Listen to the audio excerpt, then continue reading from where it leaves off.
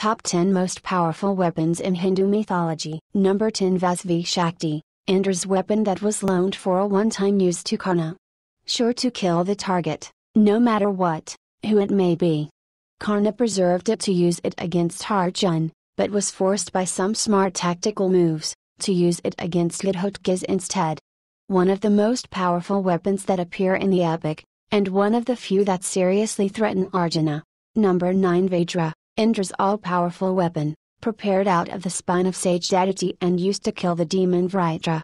Superlatively powerful, so much so that most of the weapons are glorified using this as the adjective.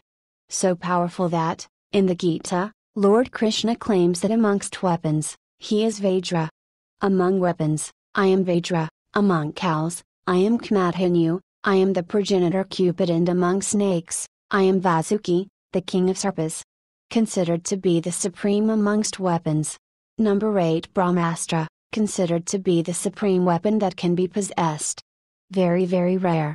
Possessed by many people and used by just one person in the Hindu mythology. Effects similar to nuclear fallout, areas become barren, people suffer, effect propagates across generations. Use restricted against mortals. Number 7, Brahmashira, close relative of the Brahmastra. And 4-time powerful than Brahmastra, used by Ashwathama against the Pandavas and by Arjuna in self-defense.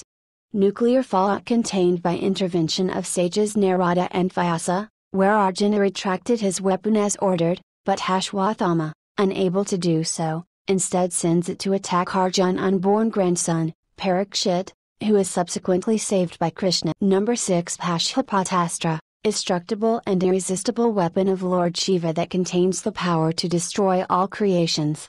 It's equal to the Narayanastra, this weapon's available to destroy whole universe. Use prohibited against mortals. Possessed by Arjuna, who obtained it directly from Shiva. Number 5, Narayanastra, Lord Narayan's weapon that was reported to split into millions of self-guiding missiles, with power of impact directly being proportional to resistance offered. The only known shield was disarmament and complete surrender. Its powerful weapons, it's available to destroy whole universe in few moments. Number 4, Brahmadanda, the supreme weapon that can be possessed. Very rare. Possessed by many people and used by just one person in the history. Effects similar or more than to nuclear fallout, areas become barren, people suffer, effect propagates across generations. That just one person actually used it. That person was King Kaushika, later known as Sage Vishvamitra, in a conflict against Sage Vashishta. Number 3, Trishul, Trishul is the supreme weapons of Lord Shiva. Remember how all the weapons above are meant for destroying enemies that are out there. Most of them were quite successful too. However, unfortunately, the most formidable enemies of a person are often not physical entities that can be blown to bits. They are often sneaky ones in the form of sense objects, lust, anger, gluttony, etc., and they are often the undoing of the most powerful weapons of warriors.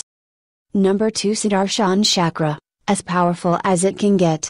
This is Lord Vishnu's supreme weapon that was used by Krishna to kill Sisupal, at Yudhishthira's Rajasuya Yagna. This is the most powerful object weapons in Hindu mythology. It's more powerful than all weapons. This weapons can destroy whole universe, it can defeat anyone, this weapons can destroy all type of divine weapons. Number 1, loosely, the mind, intelligence, consciousness. You don't have to take my word for this.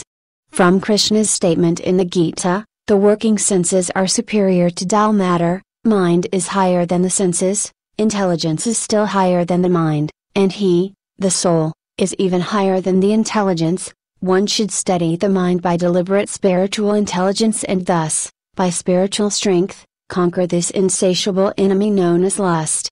There is no doubt that the person who possessed and used this the most in the war is none other than Krishna.